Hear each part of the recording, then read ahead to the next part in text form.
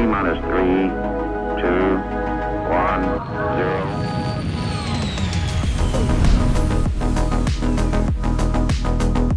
0. Hello, friends. Welcome to a nice little special CitizenCon review episode of the Launch Sequence Podcast. I'm your host, Space Tomato, and today I have brought in 10-pound extraordinaire. I don't have a nickname, I'm sorry. 10Pound42 is come on the show a few times, and I think we've tended from kind of going about towards performance and stability talks more towards generalized stuff. And I don't want to say that sort of matches your content, but I feel like you've also been doing a lot more of the generalized content. And you got out a super lightning fast review of CitizenCon. I know you watched the whole thing, and I know you're going to have a lot to say about it. So I wanted to have a nice little hour-long, maybe a little longer, summary on what we saw and what actually we specifically did not see, and what this kind of stuff is telling us about Star Citizen in the near term, potentially next year, what this tells us about what CIG has been working on throughout the year and what they just kind of revealed to us with this show. So thank you for joining me so quickly on this weekend after CitizenCon. How are you doing? I am doing well. It's been a fun few days, you'd say, for Star Citizen. Lots of like surprises, and maybe some disappointments as well. But that probably sums up the whole journey of this game, probably, doesn't it? Surprises and disappointments. But yeah, no, a lot to talk about. So yeah. That's just the name of the game every single year. Surprises, it's like just peaks and troughs, surprises and disappointments. I would say that this year, maybe not so much surprises because like expectations have gone up and the game didn't really keep pace, but this year it does feel like there has at least been less disappointments. Not let's put aside features. We'll get to that. But like in terms of the way that CIG has handled themselves, they've had some kerfuffles. Okay, we don't need to bring them up, but they've certainly had their moments this year. But it feels like they've done a lot better at maintaining their composure as a company, and this CitizenCon feels kind of like an extension of that. What is your thoughts of overall what this show or what this 2-hour segment they did tells you about where they are as a company?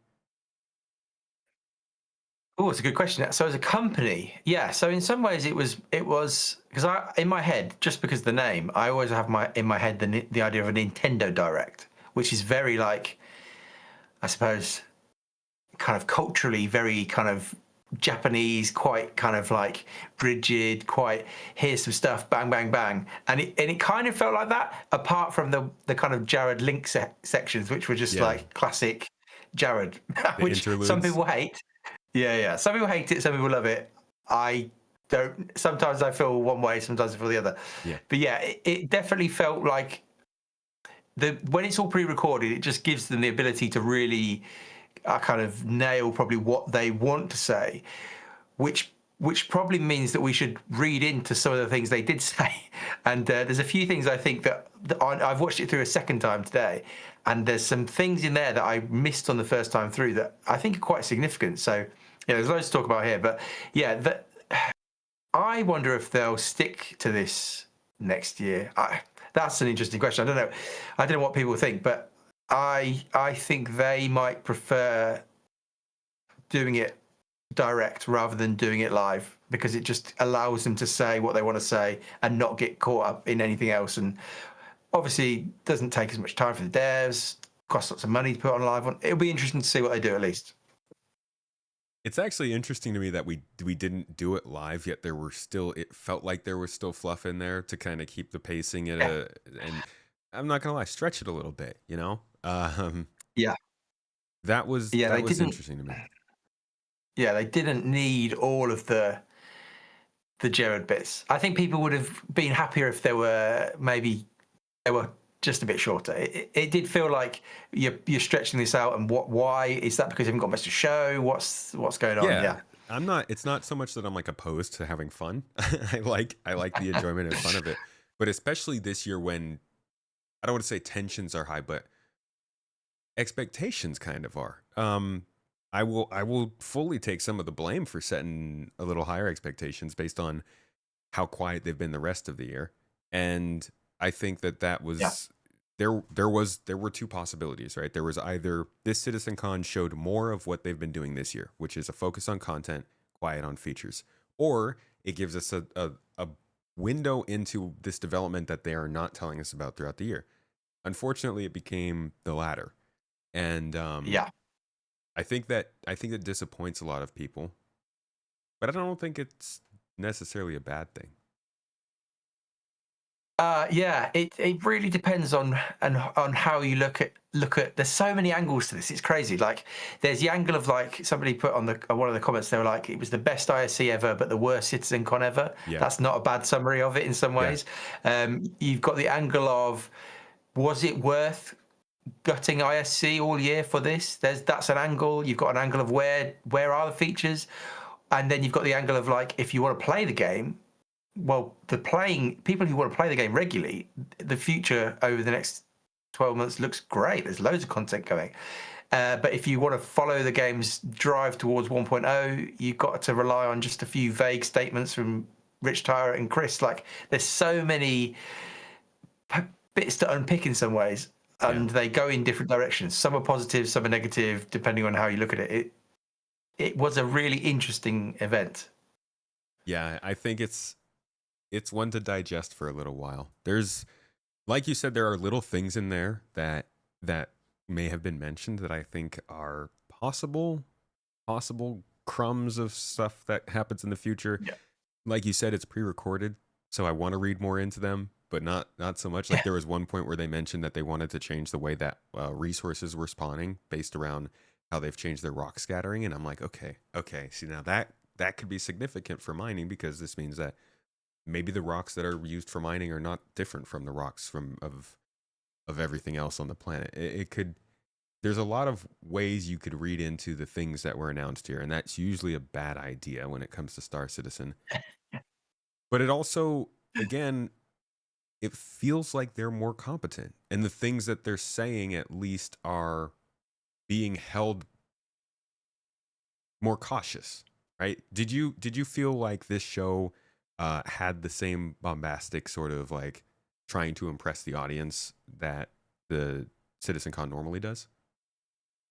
Not in the way that they normally do it. So obviously, normally it's like, bang, here's a load of features that we're gonna like. Obviously, the best example in some ways was last year's look at space stations, something that they may not mention for another 5-10 years. Like, who knows when they'll eventually go in. But that's like here's a peek into the dream of this game long term, and they didn't really do anything like that this year. It was all quite short term in terms of the next year, from all the content. I mean, the most bombastic thing was them just turning around and saying Nix is coming next month. I mean, that was That was pretty the first crazy. thing. They opened with the Yeah, biggest deal. yeah, and they potentially, from a kind of flow point of view, if they'd ended with that, I wonder if people might have felt a bit different about it, because it started with that, and then it kind of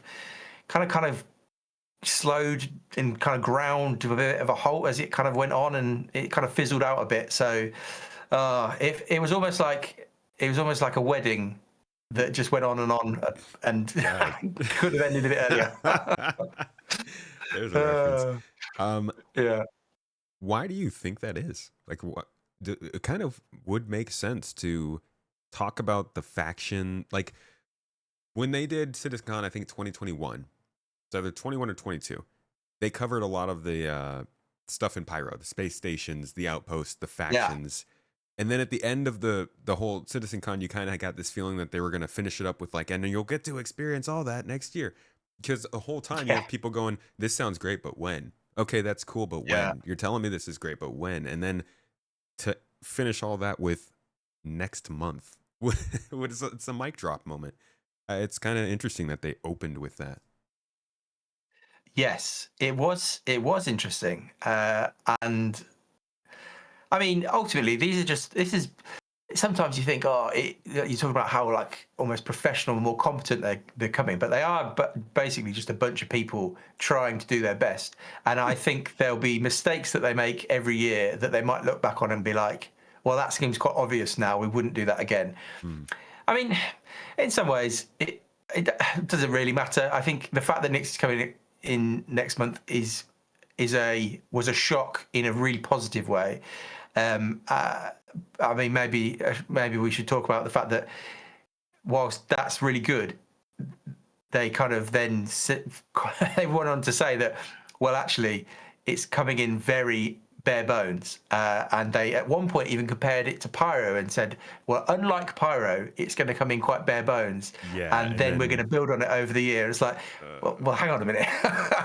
Pyro is still bare bones, so what does this even mean for Nix? What's even going to happen? So the plans they had for content throughout the year looked really good, but there's some interesting things of how is this actually. I mean, the planets aren't coming, or the planet. They got one planet they're working on. The second one was just concept art, and the third one's a gas giant. So really, the question is, what does this next year look like? And it will be more content from the sounds of things. But I guess one question is, are we going to be in a similar scenario with Nix as we are with Pyro now, where Pyro is now so kind of unpopular that they've reduced the amount of shards right down, or servers per shard right down to 3. Nobody really goes. Well, a lot of people don't go there. Some people have never been there. Will there be enough in Nix to actually for people to go there, apart from maybe this first kind of mission event thing that they're talking about? So there's lots of questions. Yeah, Nix is an interesting subject because our expectations on it have also changed with the way the game has. If we were all, when let's say going back to 2020, 2021, around the time when people were expecting Pyro to start coming in soon, there would be a lot of like Pyro and Nix, and generally the explanation of that would be, oh, well, Delamar was already done. It's been in the game. They just have to update it. The rest of the system is just a couple dead planets and an asteroid belt and a gas cloud. So when you would ask people, well, what is Nix? Like, they're going to bring in the Nix system. What is that? Most of the time, people would just be like, it's a big landing zone, which has already been done. And then it's some other stuff that, like, you know, will be used for gameplay. So you could continue to look at it like that, what our expectations for Nix were. Nix 1 did not matter. So bringing Nix into the game in November with a focus on Levski and the asteroid belt is kind of like already the Nix we were expecting. Now, I'm not justifying the fact that they're not dropping it incomplete. I think that's annoying. It sounds like it's going to be constructed kind of how Stanton has been. I'd love to see the star systems come in complete, and when they kind of emphasize the fact that the planets were coming later, yeah, that was disappointing, because it makes for like a really good, in a perfect world, a good drop with base building, and then everybody's going into Nix and like getting their bases and stuff. That would have been great. But I'm more interested in, I think there are some easy wins that they could get with Nix. I think the asteroid belt could be really good if they introduced a couple of exclusive resources out there. Yeah, and they started focusing a little bit more on like making Nix a really, really lucrative industrial system, but then maybe they made it so that the sell prices of all of the resources from Nix had to be sold in Stanton. So then they could kind of balance that with like the Hull C stuff that they're trying to emphasize and more interstellar cargo hauling. So I feel like there's some easy wins that they don't need to do all this narrative content for. Question is, are they going to do it? As always. Well, yeah, it does look as though their plan for the foreseeable future is the narrative content. That is their driving force. It almost seems like the amount of content, mission content, event content that they showed us in this event, and then they said, "Well, that's not." I think at one point Jared said, "You might be saying, why are you spoiling everything?" And he's like, "Well, that isn't everything. That's not all we've got." So it does seem as though maybe due to the success of this year from a financial point of view, they've made so much money this year, partly because of the in-game content, partly because of the ship sales that they've ramped up. They seem to be, I imagine there's been a meeting where they've sat around, the marketing people and the money people have said, what we're doing is good, let's just keep doing what we're doing and we're going to make loads of money. And that's how we got into our previous situation, though. Yeah. Well, yeah, but at least they would argue that they are people, so they said that player count was up and play time was up and all that sort of stuff. I mean, the numbers didn't sound crazy. Dude, I up want to hear them. for- Tell us what your Yeah, daily exact. freaking average numbers are. Like, give us Yeah. something about the health of the community. They did it one time, like 3 or 4 years ago, Yes.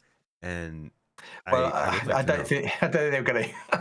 I think that was a one-off. I think until they're outstanding, I don't think they'll want to share them because as a company, as you said before, as they've become more kind of corporate in some ways or professional, however you want to look at it, they're wanting to appear successful, even when they're not necessarily. And I think you might say that their concurrent numbers now aren't.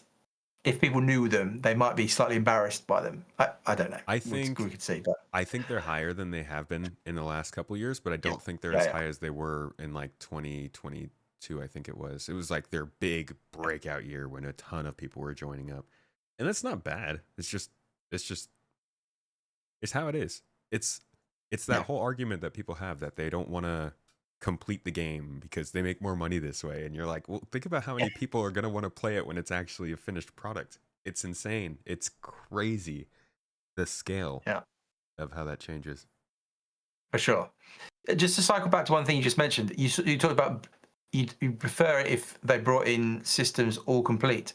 I think this potentially what they're doing here is going to be the model going forward for Castra and Terra because it gives them so many kind of easy wins in terms of if we're saying that they're all about content, it's ideal to drop in a system and then just build on it throughout the year. More drops of content, more missions, things that people will do to keep that concurrency up, and therefore for people to spend more money on spaceships. So I wouldn't be shocked if this rollout of Nix continues into things like Castra and Terra because it just gives them easy things to put in a patch, and it seems as though that's their strategy is to drop content patches as much as they can, and off the back of that sell as many ships as they can. So yeah, I wouldn't be shocked if this was the future for the game for a while.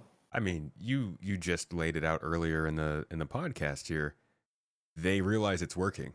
It's working big. Yeah. Like they're making good money, and if they're turning around and seeing they see that, okay, regular ship sales of real ships, not concepts, regular content drops of new locations and storylines, and a playable game are all keeping the money up. Why don't we figure out how to modularize that to fit the star systems being added? Yeah, they did it throughout Stanton this year, right? That was the Stanton year. Yeah. Maybe next year is the Nix Pyro year. Like they're splitting it up. It doesn't have to be rigid. But I think, yeah, you're right about that, and it makes a lot of sense. It's like what they said at the show yesterday. They want to build it with us next year. Lets them test stuff. Lets them get easy wins. It's as long as there's still feature stuff going on. That's what they missed. They kind of sprinkled crafting on us a little bit to sort of be like, here, take it and shut up. You got something, but. There are a lot of features that would make all this content make way more sense and be more easy to take part in if it existed. For sure. Yeah. I mean, it's a big. We can spend probably quite a lot of time talking about this. I mean, it is almost a kind of fight between this game being a theme park MMO, which is what they're pushing more into now, where you as the player, you travel between all these big set pieces, all these mission content bits, you do them, and you say, well, this was fun, and then it's kind of like a WoW sort of comparison.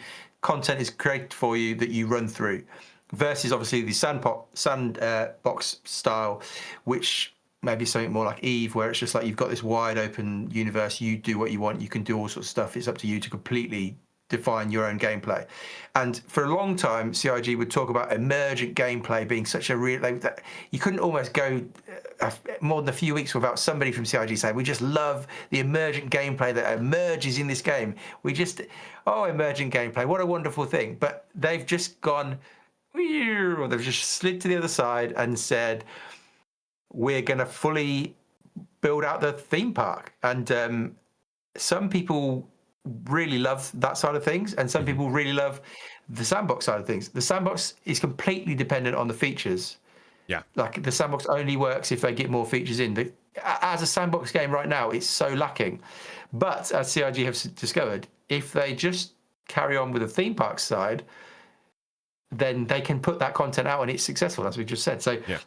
obviously this game is ultimately aiming to be a sand park or a theme box. I don't know. Box. Whatever, a theme box. It's aiming to do both. And they've talked about that in the 1.0 vision. Rich talked about the idea that they want all of these things. They want the instance content, they want it all. But you have to, based on what they've shown us this whole year and then what they've shown us talking for next year, have to say that they're heavily moving towards the theme park for now. Yeah. And maybe that's because the features aren't ready.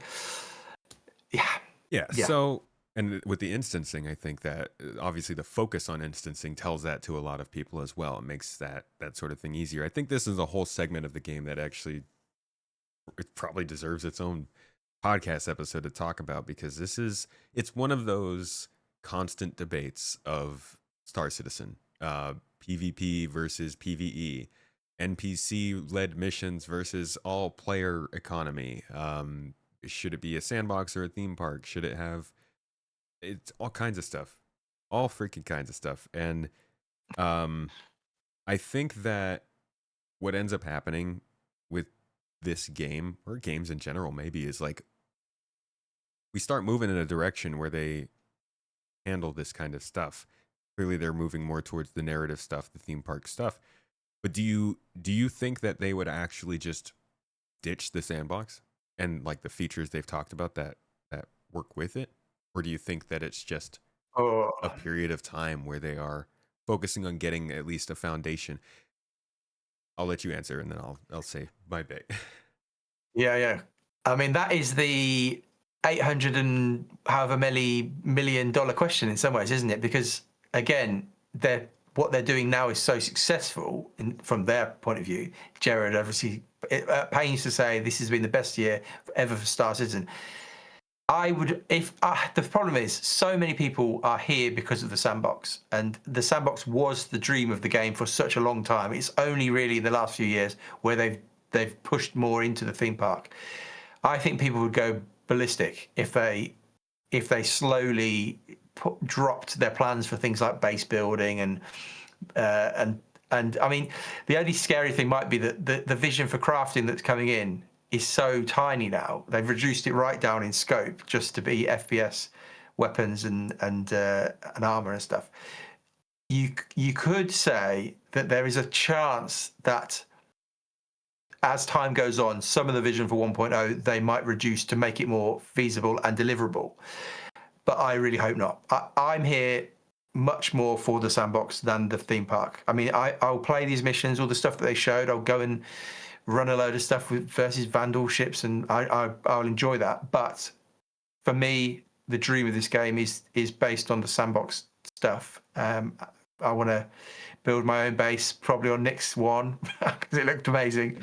But I really hope they don't. It's way too early for anything like that to happen. But that isn't what they were saying. They weren't saying, and let me make it clear, by doing more theme park stuff, they're not saying we're not going to do sandbox stuff.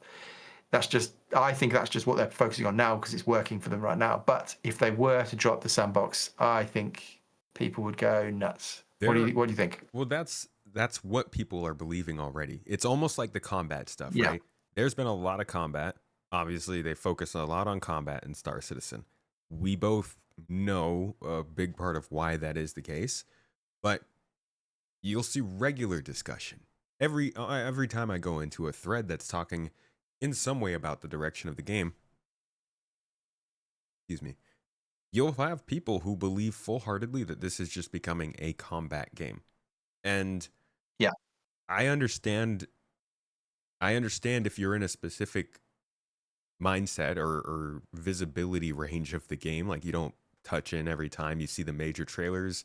That definitely tells you that it's all combat focused, because that's the exciting marketing stuff that they do. And then you see them talk about Nyx and having mining, and well, mining is dangerous. Okay, people are going to be attacking me. This is another lawless system.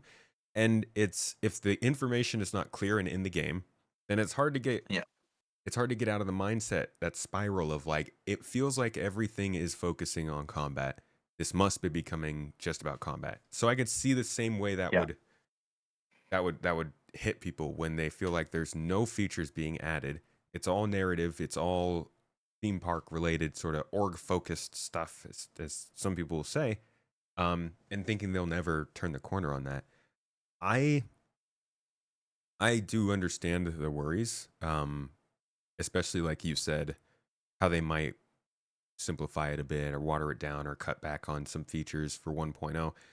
You know, I just put out the video saying there's no way they're going to make 2028, and if they do make 2028, then we should be worried about the mechanics, Yeah. because that means they've probably cut things back. So I'm definitely with you there, but we know they're working on like hacking per se, right? And we know hacking is going to work with engineering. We know there will be derelict space stations that we can just come across, or regular space stations, and that those will have some kind of engineering with them.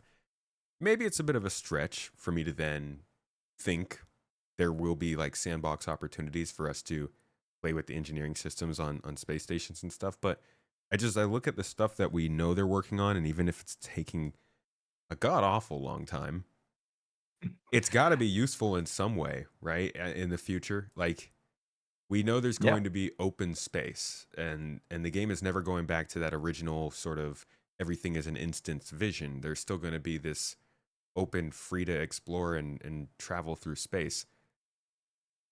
So I guess maybe it's a little naive for me to just be like, they have to put stuff in there. Yeah. Oh, it's hard.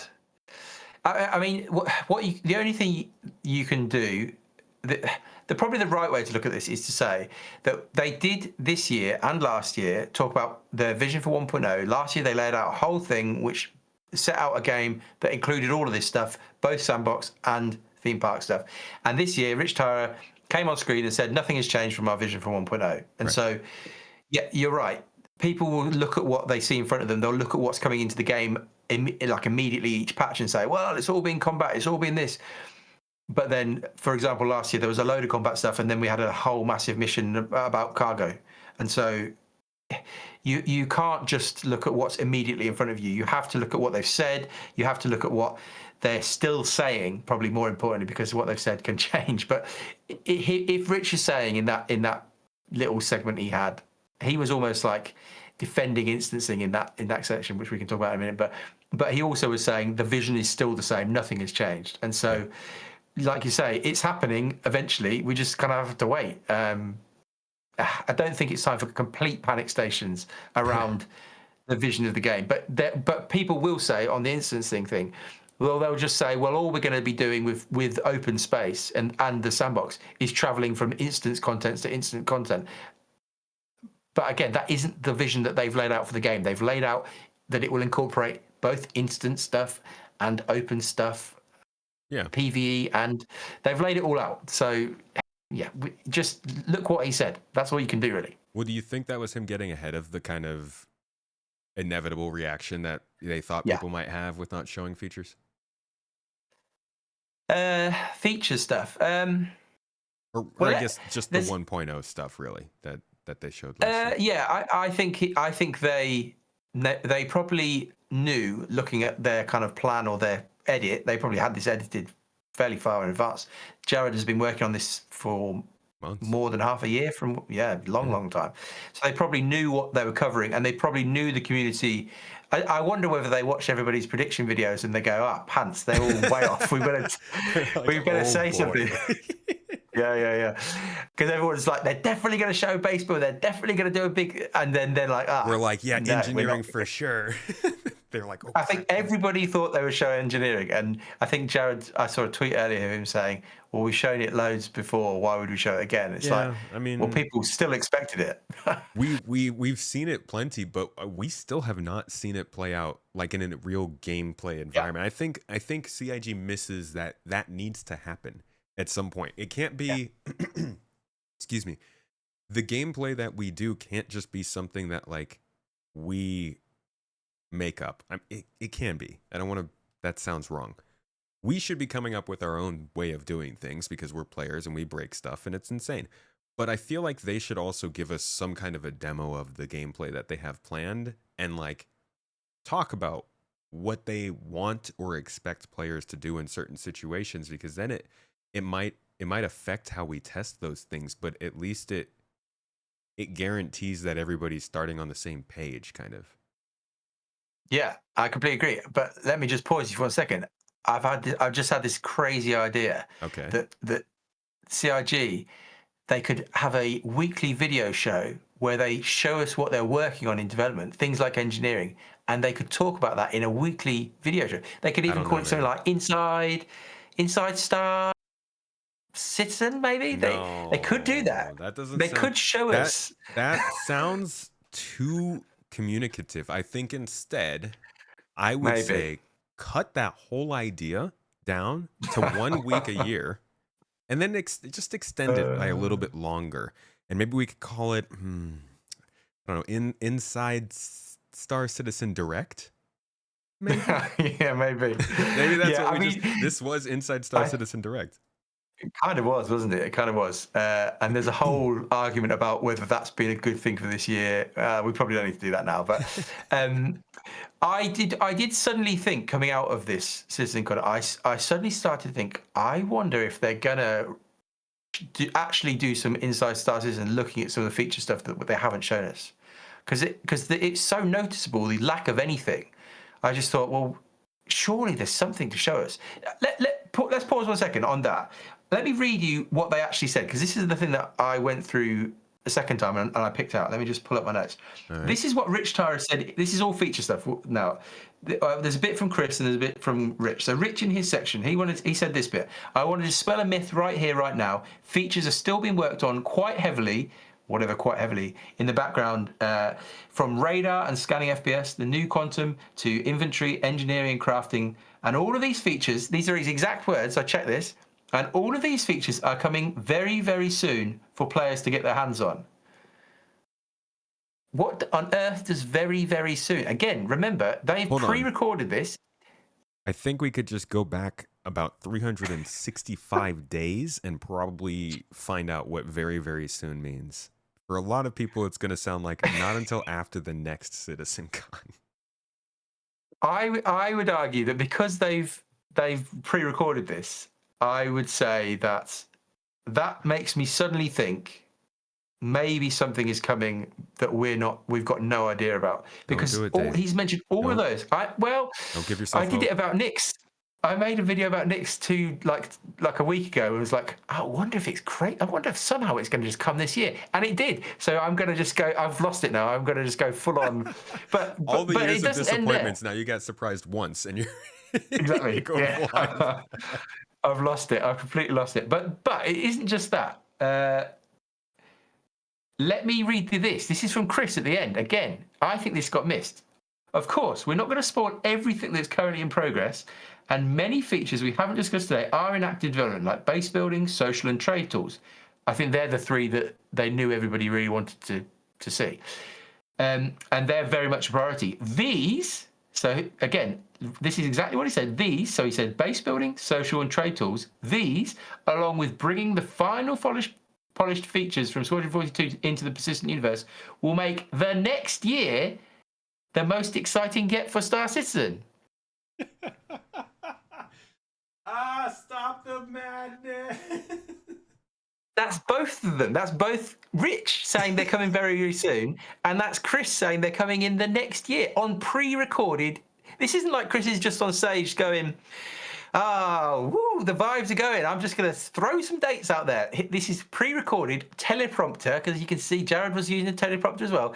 They have worded this stuff to say tons of feature stuff is coming in the next year / very, very soon. Man, you know what everyone's do we going to do say with to that? that? You know what everyone's... It's 2023 all over again. It's the same thing. For sure. And I was sure. definitely the person who was like, they didn't say it was all coming, and they did not say 12 months. They said by the end of the following year. But you know what? It doesn't matter, because a lot of the stuff still isn't here 2 years later.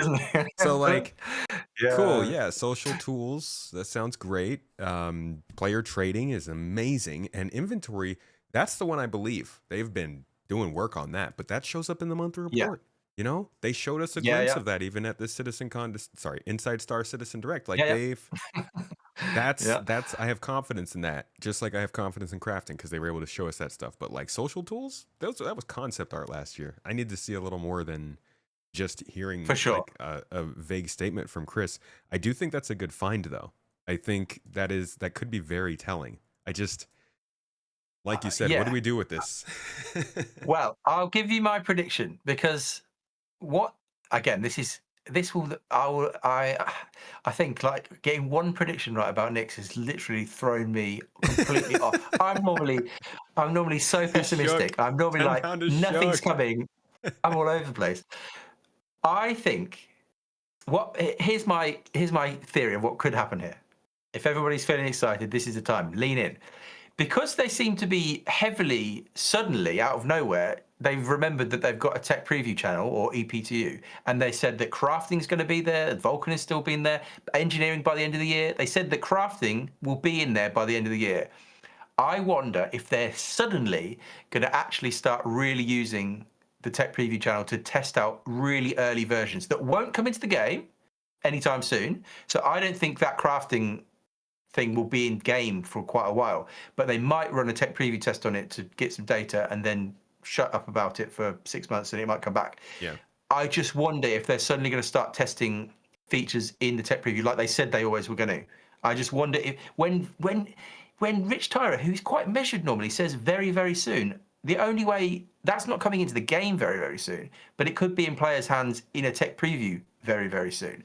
Yeah. That's the only thing I can make sense of what he's saying because it's madness to say that if they're not coming for another year. Like Yeah. I can only think that he They've actually has some belief. they they need to get to features eventually. And I think something that was always an interesting say that people had was if if the state of Star Citizen is terrible, then Squadron 42 is probably a ways off because whatever they've gotten in Yeah, Squadron, Star Citizen's probably like 1 to 2 years behind it. So we would expect to see Star Citizen becoming better in anticipation of Squadron 42 launching. That's what we're seeing right now. So that kind of tracks. In the same vein, if we're going to start seeing features actually launch into this game without destabilizing them and all that kind of stuff, we're definitely going to see them in the tech preview before, like well beforehand, right? That's going to be the canary in yeah, the coal mine. So like if we yeah, want to have good features this time next year, they got to be hitting the tech preview sometime in the next several months. And that's why I think this year was so frustrating, was because yeah.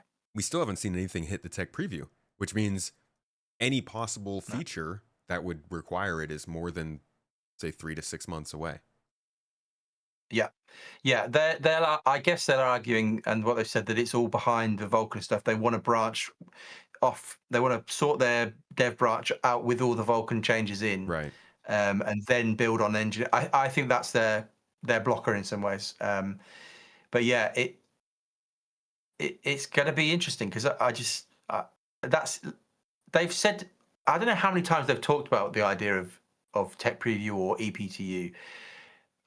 Obviously, they had that bit where Jared many years ago, I don't know what year it was, where he said, "Oh, this year we're going to test this in here, we're going to test hacking in here, we're going to test this sort of stuff." They did none of it, and then they had the letter last year from the chairman that said, "Oh, here's our big plan for using the EPTU.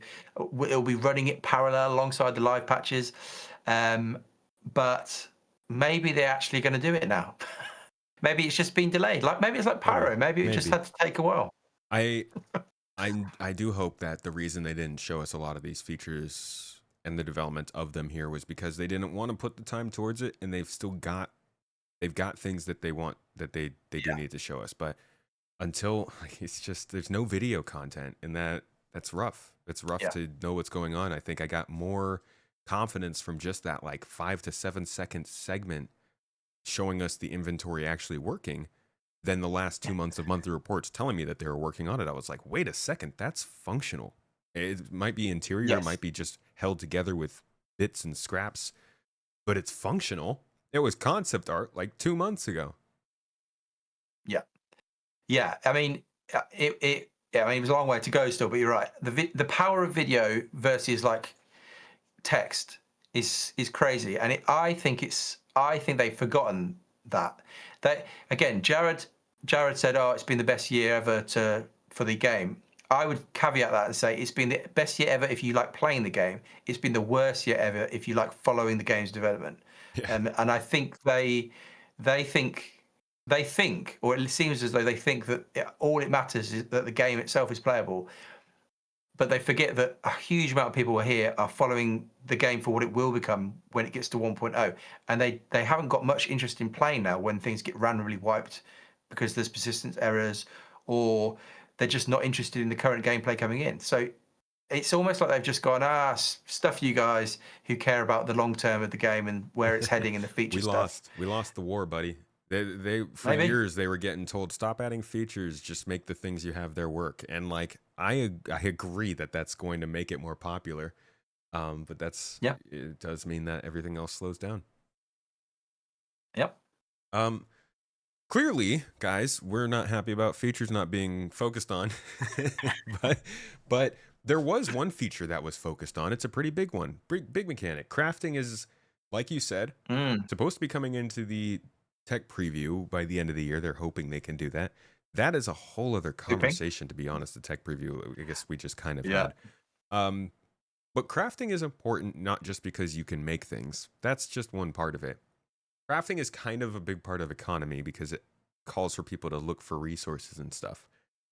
Do you feel like from what they showed us and the way that they talked about this first version of crafting that they're putting into the game, do you think it's going to have any sort of impact on player activities surrounding crafting? So that is like the mining to get materials, the player trading because somebody can craft something specific, the tag-ons, as opposed to just the equation that is crafting. Yeah, I think it's hard to understand how it will affect the economy unless some of the trading stuff is in, because I mean, how would it even make any difference in the game as it is right now? You wouldn't. You'd sell it to maybe a shop. You'd set, as in, until in-game trade tools and player shops, that sort of stuff comes in, it kind of is a bit pointless in some ways. I don't know. I mean, again, let's just clarify this. What they're talking about is it coming to the tech preview, EP2, whatever they want to call it, by the end of the year. That doesn't mean it's anywhere near coming into the actual live version of the game. And so I would hope that, like Chris said, what did he say? Trade tools are very much a priority. I would hope that that's true, and I would hope that I guess maybe they'll do a basic version of crafting, like they said, focusing on FPS armor and weapons that will come in. But you'd really have to hope that some sort of trading ability for players would come pretty close after that, because otherwise, why would anybody care? It's a bit like just the general gist in the game now. It's like, well, there's all this money floating around. What can I do with it? I've just got a load of money. I've got some ships. Like, why do I care? Like, there's so many, the sinks, the kind of money sinks for the game are so kind of lacking, and just the economy itself is a big old topic that they didn't address at all this time, and they could go in a few different directions, but it remains to be seen whether they can actually sort out their plans for the economy and for how players interact with that versus NPCs. There's all sorts of stuff there. Yeah, no economy talk, no Star Sim. I actually, one thing that really jumped out to me was when they were talking about hauling missions and interstellar hauling missions they want to include, which I think is a great touch. I mean, we definitely need to see that. There was absolutely no talk about how that would fit into the simulation, how No. the boxes and the commodities being moved between the systems, how those fit into any sort of economic simulation. And then they talked about how there might be combat situations that make it more dangerous. A great opportunity for them to loop back around to probability volumes, which is something that they at least said was in testing and would spawn in pirates when you were within certain ranges of certain things and would dynamically change based on the danger. This was all magical, great stuff that would make this, going back to the sandbox, make the game feel emergent.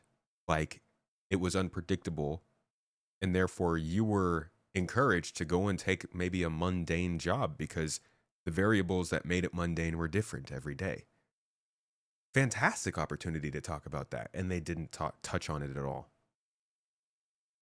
No, no, and of all the things that have been talked about in the past, you're not going to like this because I know you're a big fan of this. Oh, I boy. do think Don't do Tony it. Z's vision is Oh, massively at risk of being yeah, dude, completely I've accepted that. chucked in the bin. Yeah. I'm gonna have a long-term grieving period over quantum and ever trusting in Tony Z's system. Yeah, That's a painful one. I think yeah, a lot of people were really drawn in by that whole thing, and obviously it was quite a long time ago, the first big presentation about it. But the current economy team don't really reference any of that stuff. That I know they've talked about the fact that the whole system is kind of in, almost they described it as being like in storage or something, like offline, not connected to the game servers, but it is still there. I just I don't think we should hold our breath that is going to come in any resembling what they talked about. I don't think it will. I think Yeah. unfortunately that's gone. I don't know what they're going to do with that. I've talked to one of the economy dudes, and he really sounded like he was on the same page. The way he talked about locations all being like nodes in the economy that were sinks and producers and all this stuff. And they've talked about that as well in their monthly reports and things. Yeah. But it's more kind of, I guess, the simulated portion of it in that can create different scenarios for you that you don't really notice. Yeah. I'm not saying just because they don't talk about it doesn't mean it's not happening. But Yeah. it's been 5 years now, I think, since they've talked about this simulation at all. And they've mentioned the name. They said Star Sim at least 18, 20 freaking times last year. Yeah. But it's not something that they go into depth on. No. And yeah, yeah. One of my theories with it is that you might have to tune it so aggressively for your average player to even notice it that it would just give it silly. Does that make sense? Like the kind of fluctuations in prices and all that sort of stuff that we're kind of looking for. I don't know whether your average player would even notice that was even going on, even if it was like fully in the game. And so they might have to do some pretty wild things to the numbers so that people are like, oh, wow, gold is really, really Yeah. cheap. I should go. As in, they'd have to really push it, I think, for people, your average player, to even I hope care. they do. But Exaggerated a bit. yeah, I hopefully. hope when Nyx comes in, the numbers are crazy. Yeah, yeah. Because they're going to wipe it all at some point anyway. It doesn't really matter. Yeah. Let us Yeah, have fun. they should take some wild swings with the economy to try and go too far one way and then go too far the other way, and gradually bring it to a balanced place. But some people would argue that the way they're doing it, they could never balance. It's going to be so complicated, and a lot of people would just argue that they should really just push it all towards player economy rather than this kind of fake economy that is set up. It's complicated. It's a hard one. Yeah. That it is. So when it comes to crafting and its addition to the game, Yeah. and the way that they're rolling it out, how do you feel like they're doing it? Like, do you feel it's significant or is it a little bit lackluster?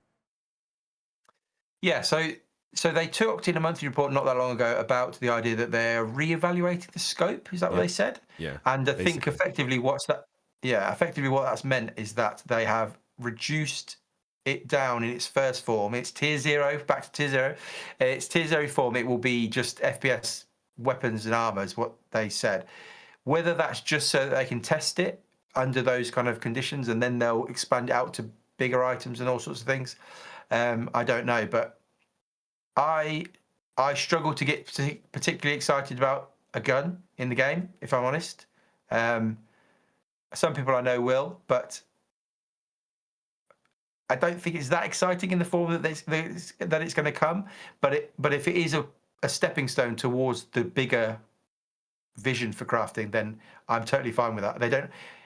in some ways, to try and do everything all at once at the start would be a bit mad. So to just have this little version that they build on top of makes sense, but it's not exciting from a gameplay point of view, for me at least.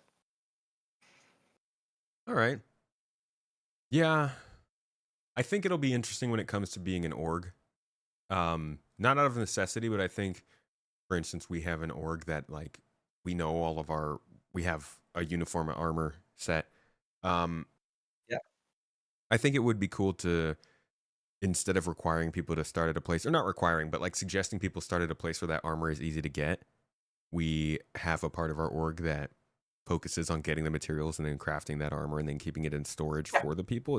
It allows for those sorts of things, but then that also requires more work on CIG's part to support that.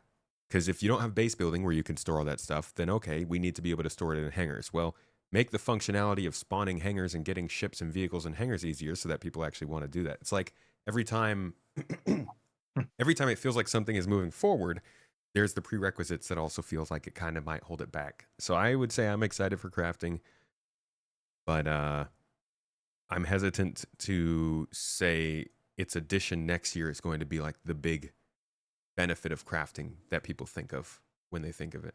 Yeah. I think when they originally talked about it last year, the feelings I had about it then and the excitement I had for it then, well, this version of that won't get me feeling that way. So that's okay. I mean, it is okay as long as it isn't something they chuck in the game and then forget about. If they keep pushing it forward, then it makes some sense. But that obviously remains to be seen. All right, let's talk about planets. Oh yeah. Planet tech is f***ing crazy. It looks so good. So I was wrong about my theory that Microtech was going to get Terraform to show it off. Clearly, Nyx 1 is their first planet for Planet Tech V5. I do wonder though what that blurb is about. But what was your takeaway from that whole segment? Yeah. Well, yes. Obviously, the takeaway from a visual point of view is, again, for any of those people on the internet who are like, well, Star Citizen has been developed for so long. How can it carry on looking good? It's going to get outdated all the time. Yeah. Yeah. Every single year, somebody's saying that. Yeah. That is not. There's so many things to worry about with this game and this project. That's the last thing you need to worry about. They can do graphics. That's not in question. And I was sitting there thinking, this is great. This looks insane. Like, is it an exaggeration to say they're like some of the best environments I've seen in a game? The thing that blew me away the most about it was that it looked like the AAA games that have a really good looking play worlds, but those are levels. Yeah, those are handmade levels. They're not like I can't even imagine what we saw in Nyx 1 being applied to like 4 or 5 different planets and being able to fly between them and see the differences in the biomes and stuff. No, it's crazy. That's incredibly high fidelity. Yeah, for sure. And so you have to say hats off to those guys, the guys behind all that. I mean, if the game was only reliant on the graphics and the planet tech, well, you've got to say it's up there with the best games in the whole of the world. But obviously, they're not the only things that are important. But no, I mean, for me, the kind of more, I've been dying for more alien-looking kind of planets. And I know we've had a bit of that in Pyro, but those little blobby plant things in the wetlands. Oh, that got me. I think that was the first time I've seen flora in this game that looked properly otherworldly. Which I've seen people say also. They're like, the alien planets in this game don't really feel that alien. I think that kind of got it. Yeah, for sure. I mean, and in some ways you could argue that the other biomes didn't quite hit that mark, and it's still. I'm still not quite sure in terms of the art direction for the planet tech. It's like, why are they so hesitant to make really like full-on alien planets? Why is it all quite earthy? But I guess you got to think about the planets they're trying to make. They're probably trying to push towards Terra Prime. Is it Terra Prime, the main one? And that will be more earthy in some way. So yeah, I mean, yeah, it looked incredible. Some of the lighting, some of the the trick, you like this is like you say, if a game that had been literally hand designed uh, could put out some of this stuff like this, you'd be very impressed. But the fact that it's pretty procedural, the fact that it's yeah, they can click buttons and things happen, makes it all Yeah, more man. kind of mind blowing. The process that we've seen their Planet Tech tool develop is I would say that's up there with as one of the top three most interesting things about Star Citizen. Going from Yeah, watching them put down little tiles on, you remember it's like tiles on a minesweeper board, and they would click in yeah, the yeah, little yeah, squares and that would create blocks of city. And like yeah, from that to getting Delamar to work, and then jumping forward to Water Dude, Moist Master, getting his like yeah, river system to work, and then eventually you yeah, could press a button and it would make rivers across the planet. And like I think about this as potentially being like what we see from No Man's Sky, where every 2 to 3 years we just see a new update to Planet Tech that brings in some kind of yeah, different thing. Like maybe right now they're focusing more on the terrestrial looking planets, and then at some point we get Planet Tech V6, and it's just like balls to the wall, very extraterrestrial, alien environments and yeah, that kind of stuff to flesh it out. But I love watching what they do with the planets. It's incredible. It's crazy. I for never sure. thought I would care that much about trees and grass in a space game. No, the grass was the meadows. I, I mean, again, I was just looking at it thinking, this is insane, and it's It's so just grass. satisfying. The most It's satisfying insane. I part mean, of the whole video was the I think it was a Ursa Lynx or an RSI Lynx. It like drove through a grassy meadow, up a hill, drove across a hill, down the other side, and kept going. And I was like, that's butter. Can we please have that in the game? yeah, yeah, yeah, and I mean, the interesting thing, obviously, is that with their Planet Tech, they're still, I suppose, if you to visualize it, they're still going kind of up in terms of quality rather than wide in terms of delivery, if that Yeah, makes any sense. So they're not. I think people maybe had in their head that with the Planet Tech, they'd get to the point where they suddenly could just like click buttons and planets and moons would just be like bang, they're here. Whereas they're still really focused on the fidelity and the immersion. And I guess I wonder if this, again, they talk about the Genesis suite of tools or whatever. I wonder if this will be the point where they suddenly then click onto the other planets. So I think they mentioned in the presentation that once they'd got Genesis in with Nix One, they then would continue out to the rest of the planets in the game. I think they said something like that, and they talked about it being some point next year. So again, this isn't coming soon, but there's hope maybe that they will actually get to the point where they're like, well, our Planet Tech is mostly complete, and we're happy to apply it to all of our planets, and then that means that they can move on more quickly to things like Castra and Terra. But I think there is a chance that they could just get too bogged down in constantly improving and improving and improving, and then yeah. never get to the point where they just can get things out quickly. Like they look good enough now. I'd say they look good enough. I would like to see them hit 1.0 with like a V6. I think Okay. Yeah. something that shows. I think it seems like biomes and fidelity were a big focus here, like making biomes blend well, grass and tree scattering on the GPU, lighting environments and stuff like that. I want to see an update that focuses on large scale objects, like scale, like what they did on Pyro 1, um Okay. Pyro 3, Monox, Pyro 2, I don't know, whatever the pyro is with the giant arches, Yeah. Yeah. more Okay. Yeah. Which more one is that? ability to do Yeah. Go. that, and then also more ability to integrate the locations. I guess this is part of Genesis. I'm thinking more ability to integrate the locations with the planet and have them meld more Yeah. seamlessly, which is kind of Starkitect. So maybe Yeah. it is part of V5 is what I'm hoping for. Yeah. And they obviously only really talked about the planet creation stuff and the ability to kind of base everything on the data They didn't talk about the other aspects of Genesis that they did last year. That was another thing that Yeah. was missing almost. No Yeah. Starchitect talk, nothing on what was it? The global illumination stuff. I was hoping to see something about that. Nothing on sound at all. This whole thing, but sound can come when it comes. But yeah, the Starchitect thing, I would have. You can still see why this isn't coming like with this first drop of Nyx, because clearly their tools for Genesis aren't ready to literally hit a button and a whole planet is created. They're Yeah. clearly not at that point.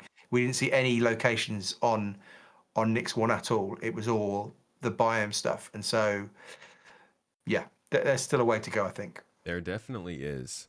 And these are the kinds of things that I'm like, okay, maybe 2027, 2028 really sounds like the kind of target you would set if you weren't trying to iterate on this anymore.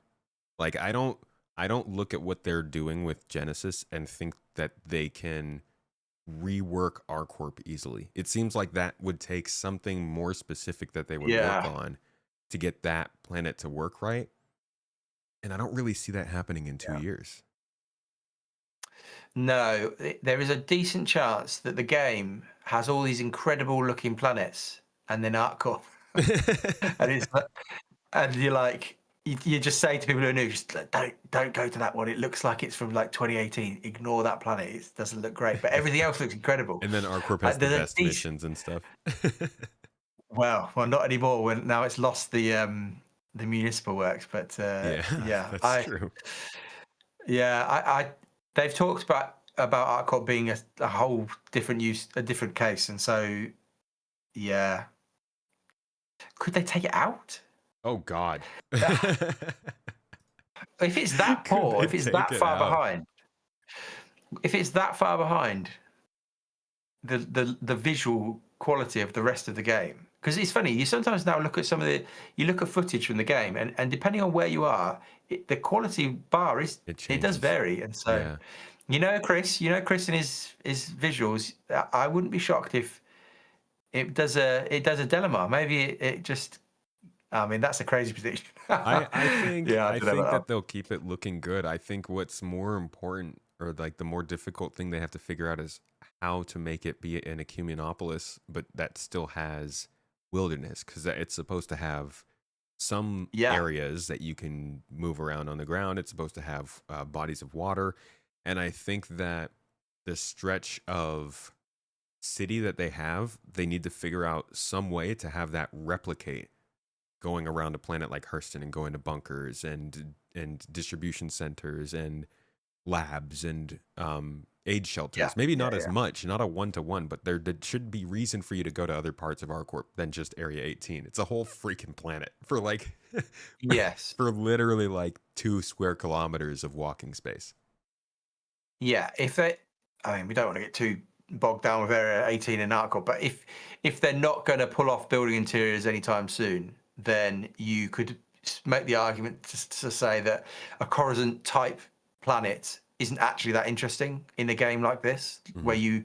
where you want to go down to, like, if it was like you described, much more varied in terms of some of the planet has got land and things that you can do on that, in some ways makes for a much better gameplay experience than what we've got now, which is pretty it, Pretty basic. it's bad. I'd go as far as saying it's a bad gameplay experience at the moment. Yeah. Yeah, I'd agree with you there. Would you suggest this is so completely off topic, but would you suggest people start at RCorp at all? We were just doing a tour of like the best home Oh yeah, locations, and I was asking people of like well what are the best, and RCorp actually came in ranked fairly high. yeah, it's quite quick to get out of. Is that the main thing? You can get out of it Yeah, it's fast. pretty um, quick. Yeah. Yeah, I mean, again, from my side of things with the performance stuff, how quickly you can get off the planets in some ways is out of the cities is quite important. But I mean, I'm a Hurston person forever, so I would choose Hurston if I could. But what did you find having toured them all? What did you think? Horizon's pretty good. I actually found that I enjoy Lorville more than I realized. I've Yeah, I think I love to be, I love to give Lorville crap because the Hurstons are terrible. But as far as the lore of the city, no pun intended, the world building, the actual design, and how much it just feels like the game kind of seeps into your experience being in Loreville, it's enjoyable. It's also pretty quick to get out. You got a ton of ground locations that you can go to there. You got tons of moons, 4 moons, I think most moons in the system. And the moons are nice. Magda is amazing. Ariel is pretty cool. Aberdeen is one of a kind and has a prison.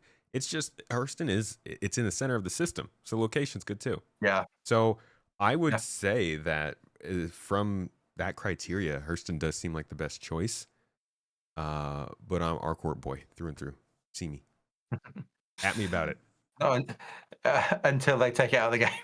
Yeah, until they remove it because it's too ugly. I think that they just need to figure out building interiors. But the interesting bit about that is, like you mentioned, the one aspect of building interiors that they're carrying forward with, which is the municipal Yeah. works, have been moved from Arcorp to Levski. That doesn't mean that Arcorp's not going to get content, but it clearly shows they feel like there are other places that may be more good for it, whether that's because they want to take people to Nyx or because Arcorp is not Yeah. updated enough. But what are your thoughts on that? Yeah, well, I think it's probably questionable whether it can be classed as a building interior or more of a custom built level. I think yeah, the idea behind building interiors was, from what I can remember, is that anything in some ways on somewhere like area on ArtCorp, they could just have a building and then populate it. Whereas I imagine this is custom built stuff inside the asteroid. So I mean, the main thing is it's mission content at a landing location, and that's the problem with the cities on in Stanton. Is just like, Yeah. well, there's nothing to do there, like Yeah. literally nothing to do. So it's a good thing, I think, in the same ways that if you go to any of the stations in Pyro, and you want to contest these zones, are literally right there. You can be doing something instantly, and so that's good. Yeah, I mean, all the Nyx content that they showed. So they showed that as an option. So that's the municipal work stuff. They talked about um, the the cracker, the stone. The What was rock it called? cracker. Rock breaker. Yeah, yeah. Yeah. That's another thing to do there. Then they talked about the welcome to Pyro thing where you fight Vanduul ships, and then they talked about the big thing at the end, which I didn't think was that big a deal, but maybe I misunderstood it. But the whole idea of doing the Death Star run and everything, they've got good plans for content in Nyx. But yeah, that you could really argue that maybe ArtCorp could have done with some reason to visit, and maybe the municipal works in ArtCorp would have potentially been better for ArtCorp. But I guess Do they you think don't think that. you said that you feel it's probably like custom made bespoke stuff? You don't think that they might be able to repurpose it and use this as another underground location, just like mix up the corridors and stuff in other cities?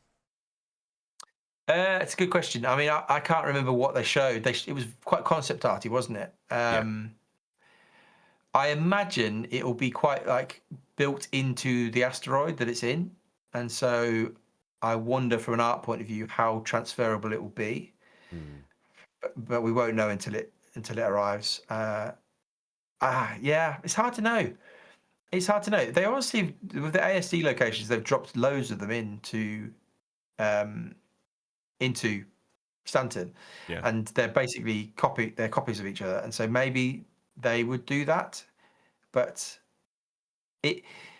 I don't know why they called it exactly the same thing. It seemed to me as though it was one of those classic starters and things where one year they say, we've got this great idea, we're going to do the area, ArtCorp, Area 18 municipal works, you're going to go down in the sewers and blah, blah, blah.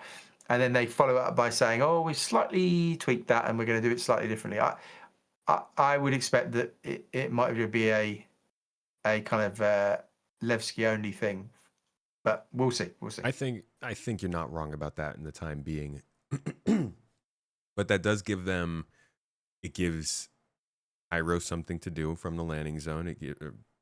The representative landing zone. It gives Nyx something to do in the landing zone, but Stanton still has nothing. And I think, like you said, that's really it's important to give people not just the ability to do stuff quickly, but to do stuff without flying a spaceship.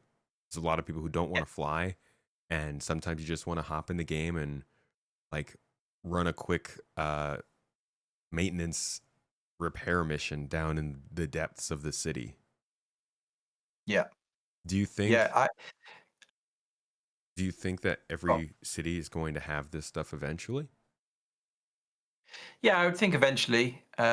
Whether that's post 1.0 or not, I don't know. It's really hard to know how.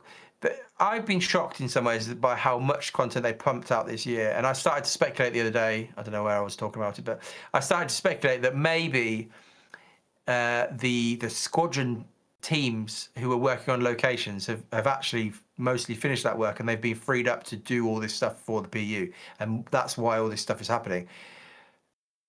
That could be true, and that if that is the case, if they've got loads more teams or more teams able to pump out mission content and locations, maybe over the next few years before 1.0 comes, maybe all the landing locations get custom kind of content that you can do there.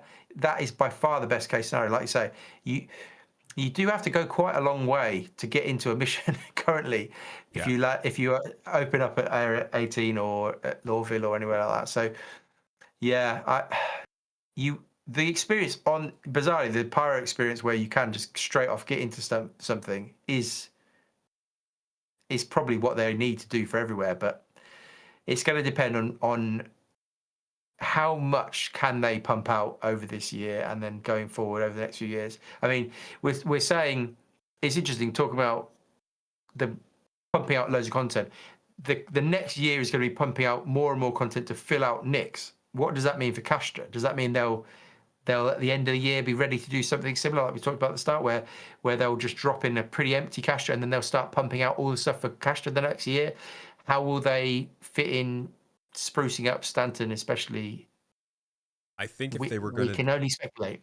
if they were gonna use that model, I'd like to see that first drop always have the landing zone. Like if they're gonna drop Castra next at the end of next year, whether it's in the tech preview or PT or whatever, I would want to see it come with Cascom. And then the stuff that they're adding after that is like the other planets or the asteroid belt or something like that. That would make sense. Yeah, it's going to be fascinating. There is. It's funny we're talking about Sandbox versus theme park stuff. There is a long way still to go on both, and there is still a long way to go on content and mission content, like curated mission content that CIG create for us. And you have to say that when you look at the kind of spiral of things that 1.0 kind of talked about, the vision for it, there's still a lot of stuff they've got to pump out. So will they divert slightly to sort out the landing locations at Area 18? We will have to see. Yeah. Let's talk about some of the other content coming to Nix. You mentioned Rock Cracker. Yeah. This is like a dynamic event. This is a dynamic event, basically. It's Hathor in a asteroid, basically, in some ways. Yeah. So what I'm wondering about this is they say it's a new mission type. Do you think this is the kind of thing where you can just like appear at the location and start running it kind of like you do with Hathor, or do you think you have to take a mission and then go in and get objectives that tell you what to do? Great question. I can't remember if they mentioned anything to do with that. I would expect it to be a bit like Hathor, where it's just an open location that you can rock up to and just do the stuff there. They didn't, from what I can remember, correct me if I'm wrong, they didn't link this heavily to the instancing, did they, that one? No. I think that one... No. Yeah, so I would think it would be a bit like Stormbreaker, the worm stuff that we've got now, and Hathor, where they're just locations that you can just go and do this stuff and at any point. I think that's how that one came across of the ones that they've talked about. That was just an open location, as well as the first one. Hard to know with the first one, the Welcome to Stanton one, whether that would be what that was about. Well, that's the one that's kind of been linked with being this dynamic event where you're introduced to this gang, but they didn't. But they did. I think they did talk about the fact that it would continue being there, and you could keep running it or something. So, they seem to have moved away from the idea of putting in content that they then remove from the game. They want it to be there that people can play, which makes It's sense. what we've been yelling all year, right? I swear to God, people have been telling me that an event in Star Citizen is basically any update. And I'm like, you guys, we can't use that terminology going forward. It's not like Nick's getting added to the game as an event. It's an event in the sense that it happens, but it's not like Yeah, it's not an event in the same way that Siege of Orison used to be, or that the Supply or yeah, Die was an event. And I think it's important to just or to specify what yeah. things people can just expect to always be around to do versus things they have to jump into the game to do. And this addition for us getting into Nyx sounds kind of like a little like the fight for Pyro. I think that was an event where it was a timed event, but the missions that we got from it continued on in the game in different ways, right? Yeah, they've started to reuse some of the stuff that they've put in. Yeah, yeah. I don't know. I can't remember exactly how they talked about this. It seemed to me as though you could they were talking about repurposing it, but then they talked about the fact that they'd want to change the story. So it maybe is a sort of an event, sort of not event. Yeah. Yeah. It's kind of, it seems like what they're doing with ASD, where we're running a story based on time in the ASD facilities in Lazarus and Yeah. everything, but they'll probably just find a way for that to still exist in the game long term afterwards. But it did Yeah. sound like in that one, did they mention that we were supposed to like get refugees out of a place they were supposed to get on our ship and go with us? Were they? That was the last thing. That was the what was it called? Tactical. Oh, that was the tactical thing. That was the Death Tactical Star one. I strike think there was a groups. segment. That's the one. There was a segment of that where you pull out, I guess, AI, which in some ways is a bit like passenger transport. Yeah. So yeah, So, huh?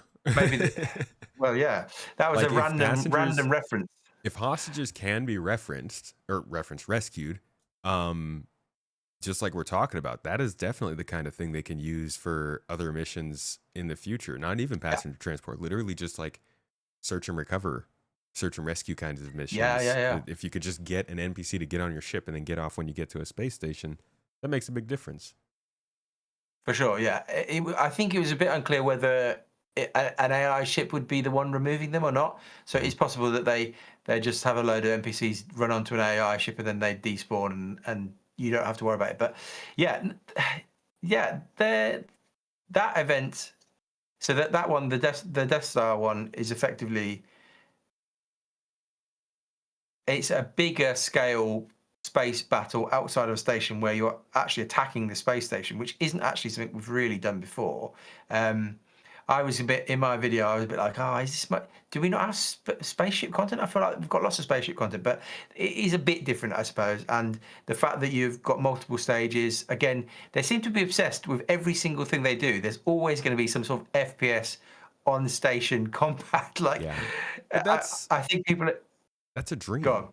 I mean, that's what people have always wanted from spaceship games is like, yeah, I love this, but can I Yeah. please get onto that station and see what's going on? Yes.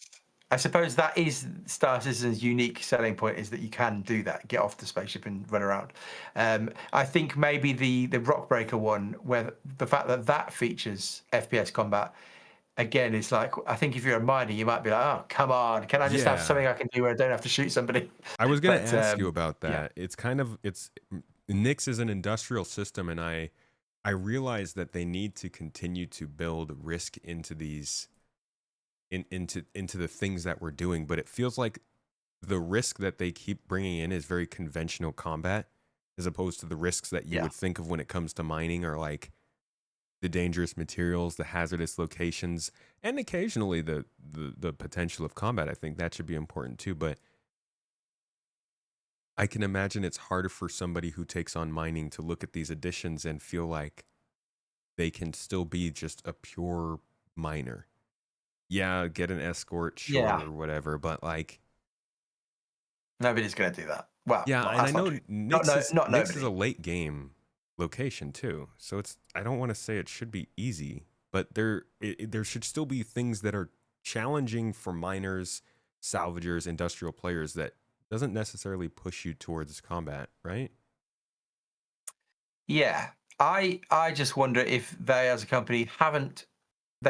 They can easily, it seems, put in FPS enemies and therefore build a mission around that. Yeah. They probably, because of lack of features, like we talk about all this stuff, sort of stuff, it probably is a lot more challenging for them to come up with a full mining mission flow through a location where you have to bring a laser back online and then do some mining. It's probably harder for them to work out a good way to do that.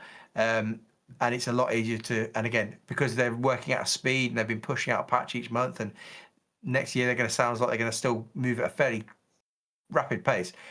It's probably not easy for them just to sort of do a mining only mission, which I think is a shame. I think that one, I think they should work on that, and they should change that so that you don't have to shoot a gun. You shouldn't have to shoot a gun in this game in every single thing. Yeah. But I agree. yeah. I'm not necessarily the kind of person who thinks there should be just like closed off PvE environments for every type of gameplay and you should always be safe, whatever you want to do. But Yeah. I do think that there is a point at which they need to start to get more into the dangers of industrial gameplay without necessarily melding in combat all the time. Yeah, for sure. There are things they could do with instability, or like there's challenge they can add to mining. And I mean, if you lived in a universe where the pyro solar flare was still there, there's challenge around things that they can. There are environmental things they can do, radiation, obviously, things like that. There are options, but that's not what they're going for at the moment, by the looks of things. Yeah. What do you think of the mission overall, Rockcracker? I mean, I think it looks, not only does the actual sequence of doing the gameplay looks like it's a pretty fun time, but the environments and the instruments that they're using, like these mining lasers and asteroids and stuff, it all feels like the really crunchy sci-fi stuff that I always wanted to see in video games as I grew up, or maybe that was barely touched on in video games as I grew up. It's really cool to see them be centerpieces of the main part of a game. Yeah.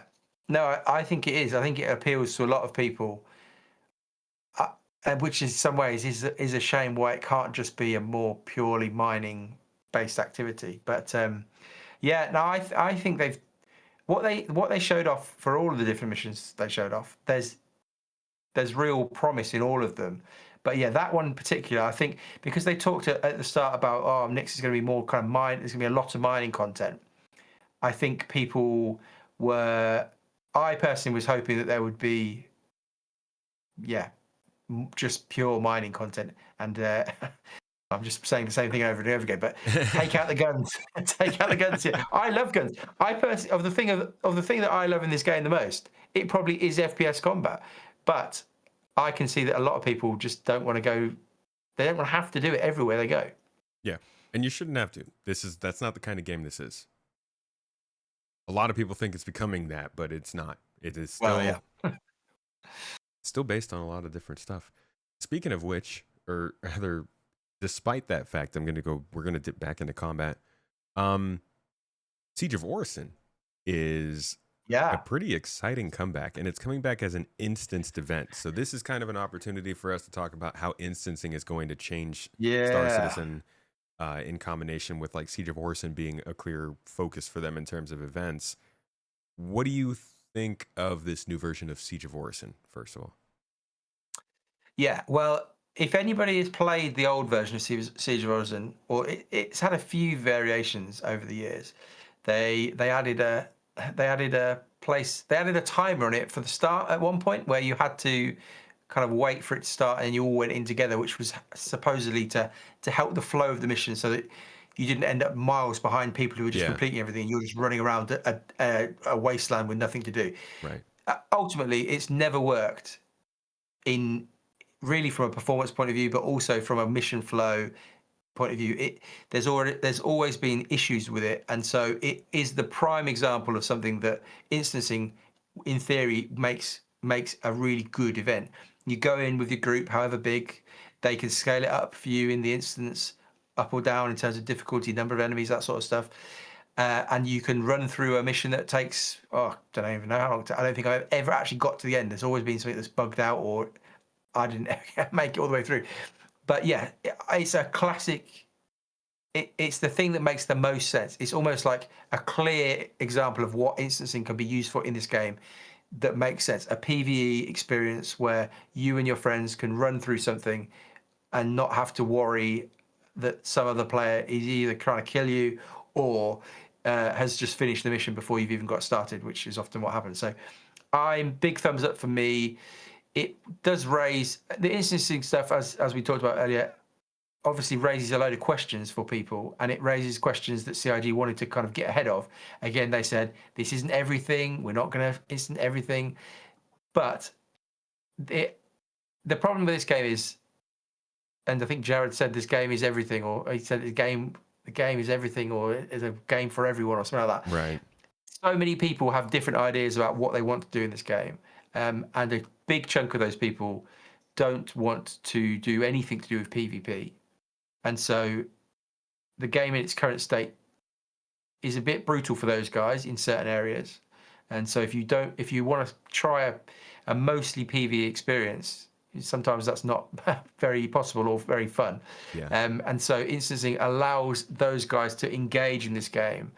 The PvP people will say, well, you've just killed my experience because I can't now fight people. But that's a bit simplistic, I think. And I think both teams, both sides of that can have a good experience still. Yeah, what do you think? I think it's good as an instanced event. I actually think this is a really interesting topic for Star Citizen because of the way the game has changed throughout the years. Originally, it was supposed to be just a bunch of instances. Even the star systems were just instances that you would load into from the planet. It was much more basic than what we have now. And so then we got all the way to this other side of the fence with people where they thought every single thing should be real time, 100% connected. I was in this camp for a long time. I was just like, dude, let's full fidelity, all realism. Yeah. We're in it. We got this. And then you get to the point where you're just you start to realize, like, there were little edge cases that would be brought up and you'd be like, oh yeah, that kind of makes sense. They'd be like, okay, what happens when Miles Eckhart has to meet with 50 people at one time? You're going to line up and wait for him to talk to you? And people are like, yeah, realism. I'm going to wait in line. And eventually you're just kind of like, no, let's not do that. So it's interesting to see them talk about fleet battles in space being instanced and these missions on the ground being instanced. And I'm guessing underground facilities and distribution centers will allow for instances, and all these things being seamless means you don't notice it. You get to have your own packaged gameplay that's prepared for you without feeling like you're running through a loading screen or something. But it is going to affect people's view of the game, I think. A lot of people are going to think this is them getting around the difficulties that they were trying to create with the whole connected verse. And you could argue that not having people queue up for Miles Eckhart is a difficulty. The question is, are you willing to see that sort of thing disappear in the name of having better gameplay scenarios? Do you think that this is taking away from the magic that made Star Citizen so appealing to people, that connectedness? Yeah, I mean, for some people it will. That will be, they wouldn't. I think even the more kind of anti-instancing people would see that there's some points where it makes sense. And obviously we've got instance hangers in the game right now, and that makes sense. It doesn't really affect anybody. It makes sense. Part of me, again, similar to you, the idea that this game was this crazy thing where 1,000 people, let's ignore that actual number, but a crazy amount of people might get together, fight in a big battle in space, just randomly almost, because they just found each other. That was and still is appealing to me. But I think reality has smacked CIG in the face a bit, and that they just, either from it doesn't work for a lot of players who want to play this game, who've paid thousands and thousands of dollars, I suppose. They have to provide something for those people to do who don't want to just be in an open, big PvP environment. But the other side of it would be, and maybe this is where I might throw on my conspiracy theory hat. I wonder if CIG have just got to the point where they're like, the engine can't cope in doing some of these things. It just can't do it. And so But we have to instance.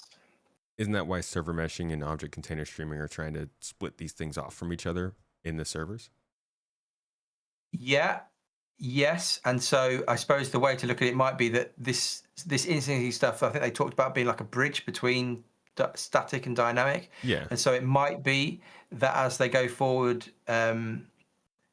what there might be a line that's quite blurry between what's instancing, what's dynamic server meshing. That's fair. That could happen. And so I just think dynamic probably is quite a way off. And the thing to point out with this, they said, I have it in my head that they said something around, this will be happening some point in 2026. They showed a load of instancing content, none of which was instanced.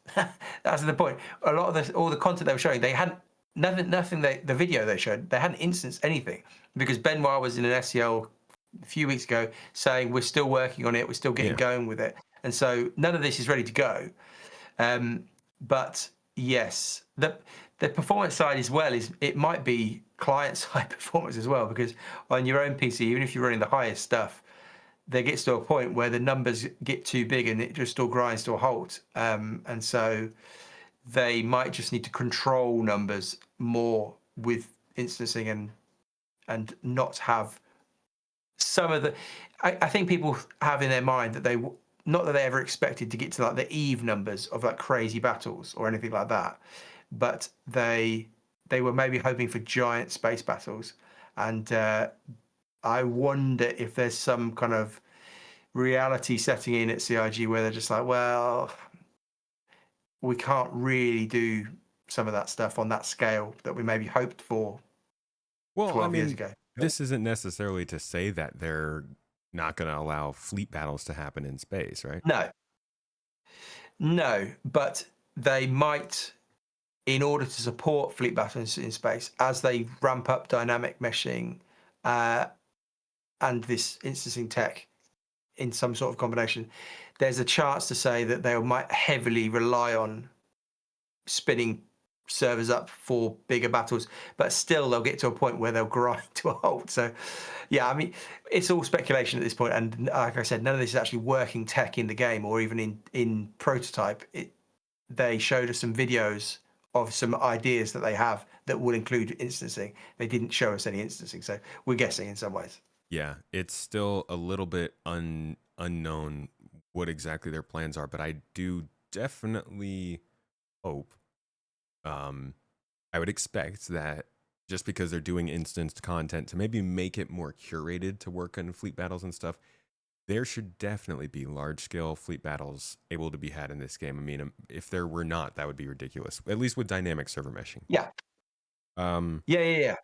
Yeah. The prospect of dynamic server meshing, we've seen them say that they need it for instancing. Do you think if they're planning on having instancing working in 26 with Siege of Orison, as they're talking about, with whatever's going on in Levski or Nyx, do you think that means that dynamic server meshing might be working? Or, like you said, it's just a halfway step and they're on the way? I would assume that it means they're on the way. What was interesting is that how at the start of the whole event, Chris was talking about how they've passed their last major tech hurdle.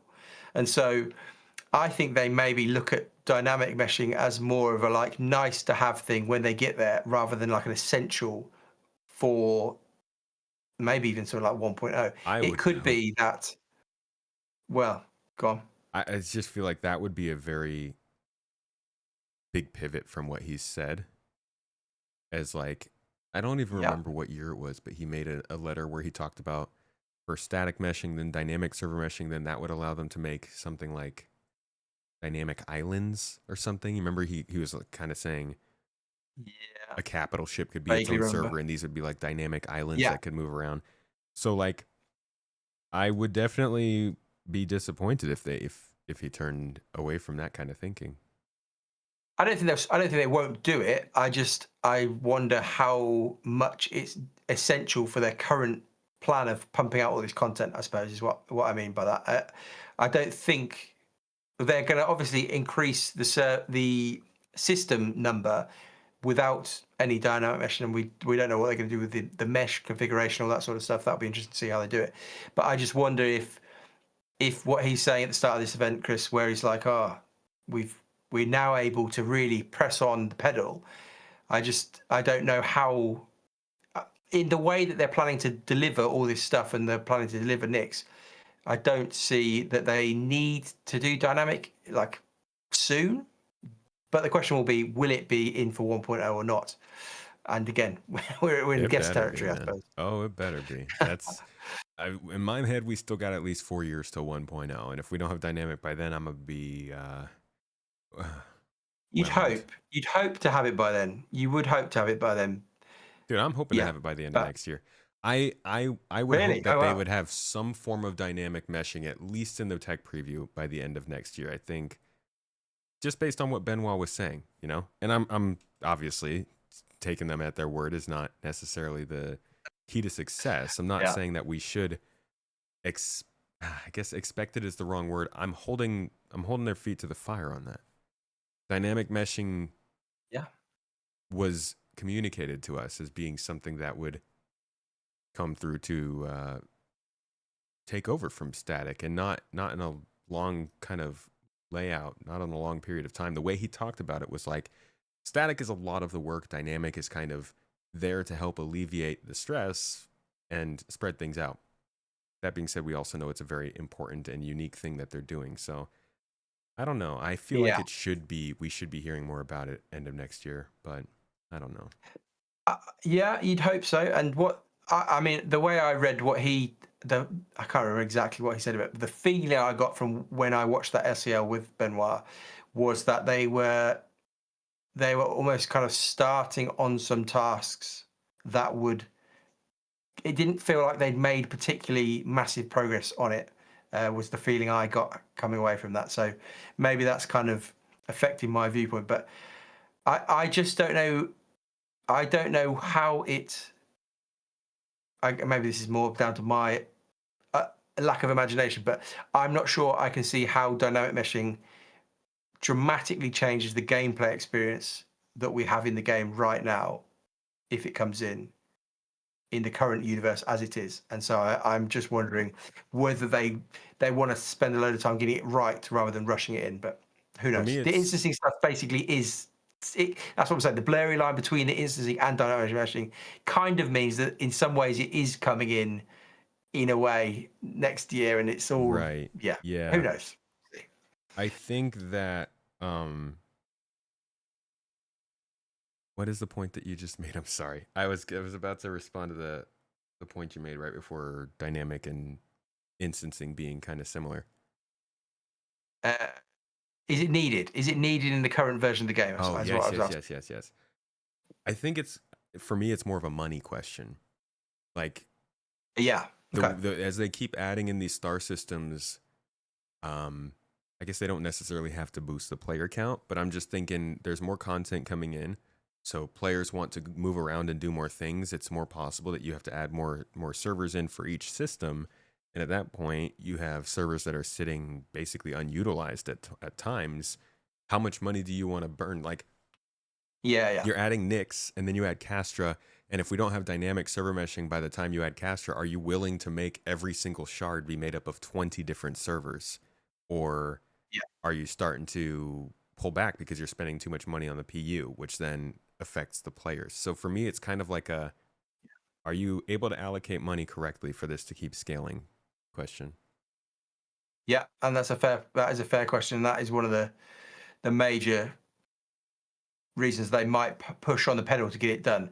I suppose maybe the fact that they've made so much money this year maybe slightly negates that fear for them. Maybe they're like, well, we can afford it We because we've can made wait a loads of couple money. more But years, just 2 more years, right? I mean, I don't think they deliberately won't put it in.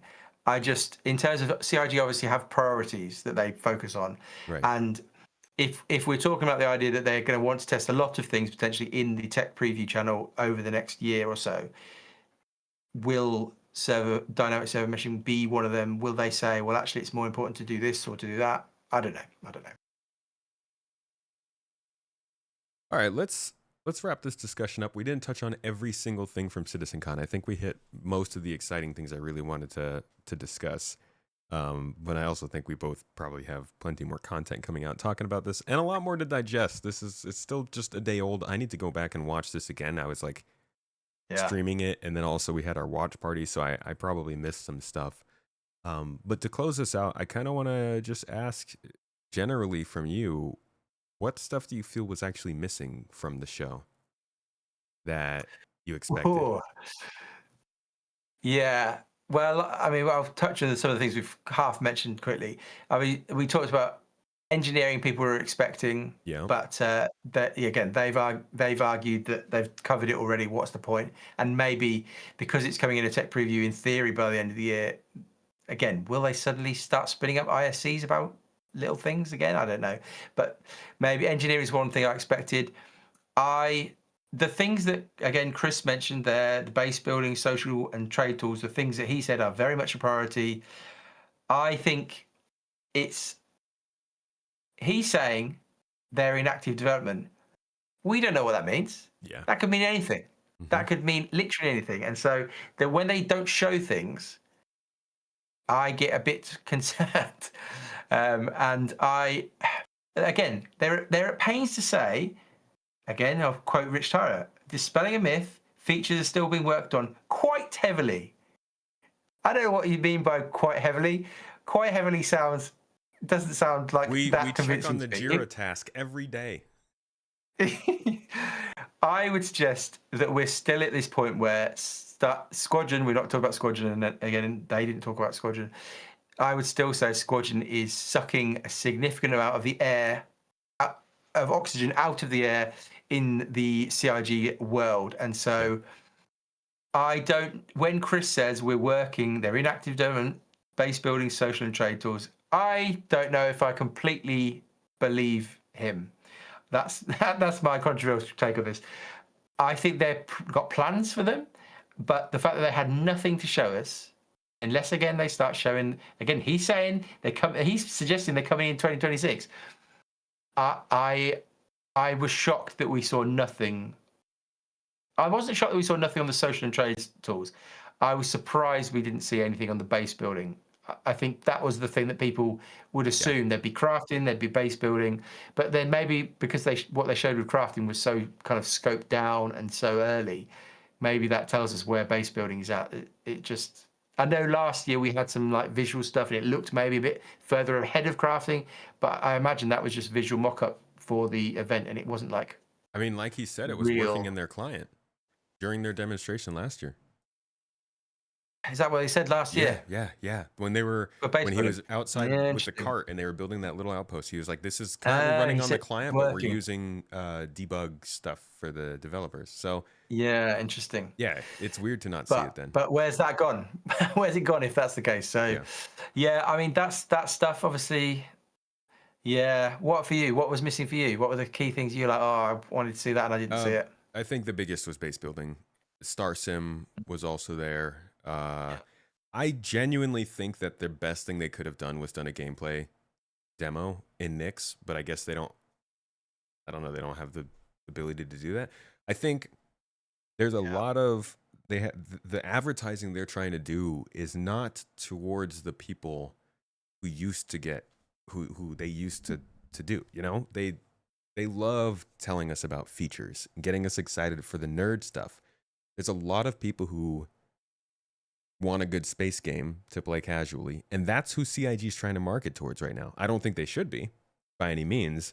I think they're getting there, but in my mind, if that's their goal, and maybe I'm completely wrong, reading it all wrong, but if that's their goal and they want to bring in more people who would be kind of interested in a playable version of Star Citizen, showing a game demo of the game actually working in something that people will be playing in 2 months' time, I think would have been a really good thing for them to drop, because people would have been reacting to that around YouTube. That's a video clip that would have gotten posted to all of those random channels that like take and repost gameplay demos in 4K and like you're like, oh, what game is this? IGN would have probably posted it up. They just it feels like there was a little bit of a ball dropped there in terms of marketing potential. Yeah, that's a very good point. There's nothing that's like immediately shareable apart from the Planet Tech stuff. And you might see the Tech stuff and say, "Oh, look at this. This isn't in game. This Yeah, is just this is not even not. There's no gameplay. game here. It's still Yeah, it's a tech demo still." And so, yes, considering that their biggest success was the Squadron demo from last year, and then the Star Engine trailer. They're the things that I think have gone the widest. There was no attempt in some ways to even recreate those things this yeah, year. It was quite low key. But then maybe they again, maybe because they've made so much money this year, and primarily I think they've made the money from current backers. Like, I know the number of new backers is going up compared to last year, but I wonder if most of their money has been made from current backers spending more money on new ships because they're playing the game. They'll know that information. So maybe they thought, well, we don't need to push. I mean, SE's really at the point where they want to push it too wide because it's not really ready for it. yeah. But But at the but then same again, they have all their time, trailers. they The trailers like are all pushed out. Yeah. yeah, and like the one of the most successful things they've put out was also the Planetary Tech demo from 2016. Clearly Yeah. that wasn't ready to Yeah. be put out yet. Like why No, not do that's something like that now, but with all real assets that literally players can jump into the comments and be like, "No, you can do that in the game. You can go and repair a space station in Nyx yeah. that's being attacked by Vanduul raids." Like that, it was interesting that they talked about it instead of showed it. I don't think it's bad that they did that. I'm glad that it's coming. I'm looking at the potential of what it could have been, and I think a gameplay demo would have been great. Yes, that they obviously have traditionally heavily leaned on gameplay demos, and maybe the time thing. They thought, oh, they take quite a while to go through it and narrate Yeah. it, and maybe it would add too much runtime to the event. But then they spent a load of time waffling on about lore, and I know some people like lore, but I think, yeah, you're right. They the environment obviously of Levski was clearly finished, but it was more what it was all. And here's a conspiracy back again. It was all ISC gameplay capture team stuff. If that makes any sense, it was Yeah. all the stuff that you'd expect to see in ISC. It wasn't. That team has clearly been working on this all year or whatever, and not been making IC through a spoohoo.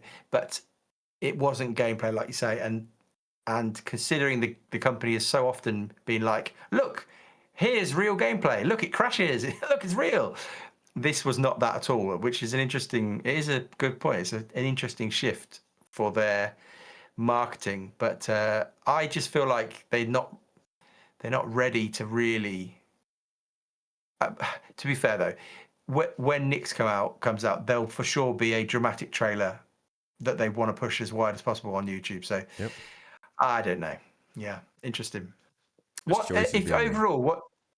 Yeah, yeah. Overall, what if you to sum up your feelings about the whole event? How would you sum them up?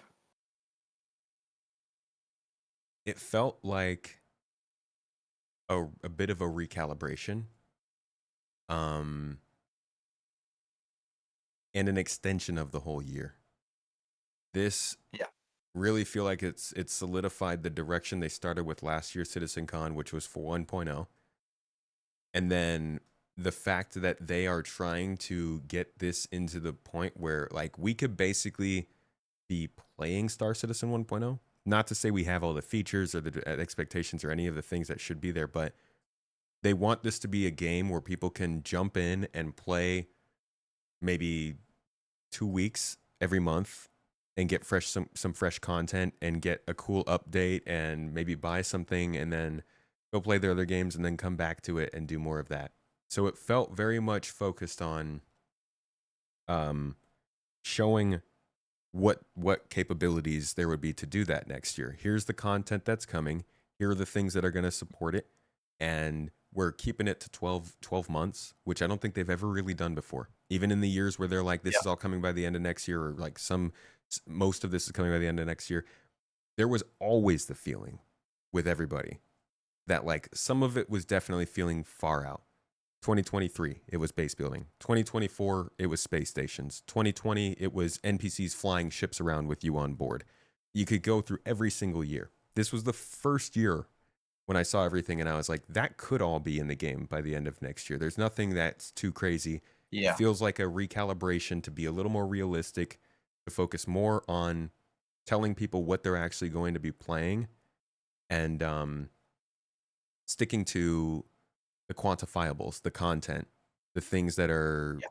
more understandable and assurable. Tech demos for features are cool and they get us excited, but that's not what's driving the game anymore, man. It's the regular updates, Yeah. the ship sales, the content drops. That's what's keeping people interested in spending money. We're past this period of, look at these cool new features, keep backing us so we can make Yeah. them. We're on to this time of like, we're building this game, pay for it. and we'll keep making it so you can see. And so yeah, it feels like a bit of a shift. Not even a bit of a shift, like almost a paradigm shift for the project. And this was just sort of the cap on top of a year-long thing that's been happening. Good, very good summary. That makes a lot of sense. My Yeah. whole rant. Yeah. No, it's good.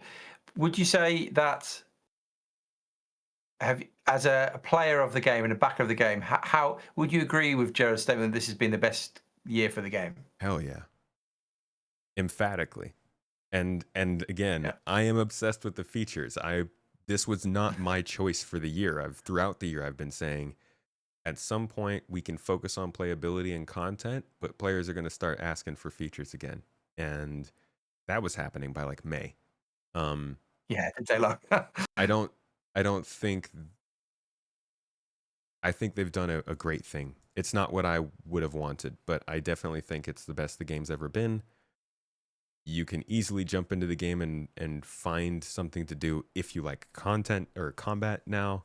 And even professions like mining and salvage and cargo hauling are getting updates. It's really, really easy to forget that before 3.18, with the cargo hauling system starting to work, we got like 2 updates to industrial gameplay over the course of like 5 years. Okay, they dropped in Yeah. courier packages in 2018, and then mining in 2019, and then mining got like 4 updates throughout the course of the next 4 years. Cargo got no updates, basically. Salvage didn't even exist. Tractor beams only got added midway through there. Like, we were not getting that many updates to any sort of gameplay for a while. So it's easy to look at this year and be like, it was all combat, it was all PvP, but like, this is the first time we were getting voiced missions. This is the first time we were getting storylines. We got a mining update. We got new mining vehicles. We got a salvage update just now. Cargo hauling got its own event, and it's also getting interstellar trade. Like, there's things that are happening in multiple parts of the game, and it's easy to miss those things because there is a lot of focus on combat. But I would absolutely agree that this is the best year for the game so far. Yeah. Yeah. What about you? And especially with Nick's coming, it kind of almost seals the deal, doesn't it? As in with us all going over to Nick's and doing some mission content in Nick's, fighting some Vanduul. Yeah, that almost guarantees, again, from a playing the game point of view, by far the best year. By far the best year. But yeah, I just, like I've been saying over the last couple of weeks in a few different videos, just the niggle for me is just like, it just doesn't feel like we're charging towards 1.0 in the way that I was hoping we would. Yeah. When they said not that this year. we'd be doing stability, content, performance, all that sort of stuff, and then in parallel we'd be adding in features, I could live with the lack of feature work. But because that hasn't really happened, as Rich himself, he said something like, I wish we'd got in more. They haven't. And so to me, the year's like it's just got a tinge of like a sadness of, it would have been great had we had all the playability stuff, all the content in the game, and if they'd actually done what they set out to do.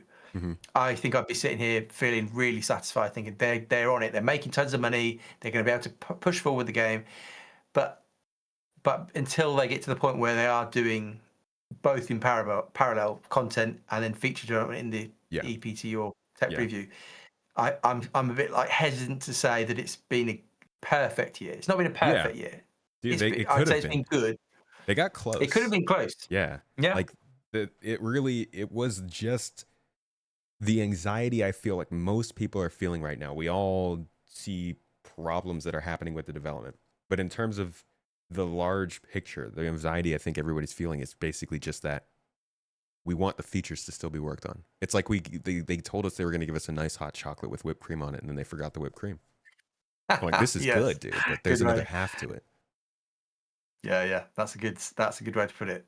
It's the fear is, how we're talking about. Chris was talking about obviously in interviews that I don't know how well translated or whatever, but the idea of coming in 27 or 28, the fear is that it's nowhere near. That's nowhere near accurate, and actually the time to get the features in is going to push it way past 28 into 29 into 30 and into the 30s. That's the fear, is that unless there's a feeling of acceleration on the feature stuff that they've got to do, which clearly is now the biggest job on their list. So if we're saying server meshing, Chris is like, we've finally done it, the major tech hurdle is done. Well, now the big hurdles left are feature work, and Yeah. so please get cracking. That's what even I the hope. ship. Sorry, No, I was just gonna say even the ship backlog doesn't feel like as big a problem anymore.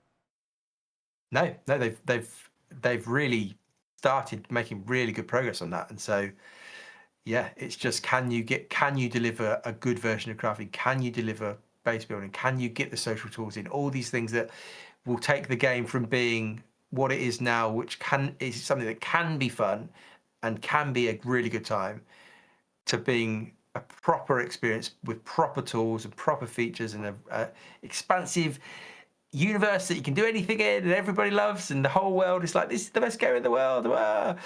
That I think is what people are after. Yeah, definitely. All right, man. This has been probably the longest episode of Launch Sequence Podcast we've ever had. So thank you everybody who sat through this. But I think this was a solid review of the most interesting parts of Inside Star Citizen Direct, and hopefully it gave you guys some insight, or at least got your brains thinking about where the game could be headed based on what we saw over this weekend. I think this was a good event.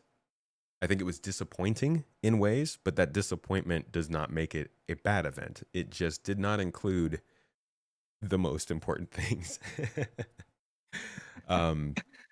Yeah. Any last thoughts on the event overall or the direction of the game? I think I've probably summed most of it up. Yeah, similar. There's some really good stuff in it, some disappointment, but on the whole, like we're saying, we're probably heading in the right direction overall. It maybe just feels a bit slower on the feature stuff than anything else, but yeah, I think you've said it well. Awesome. Well, thank you. And thanks for joining me again for another good episode, dude.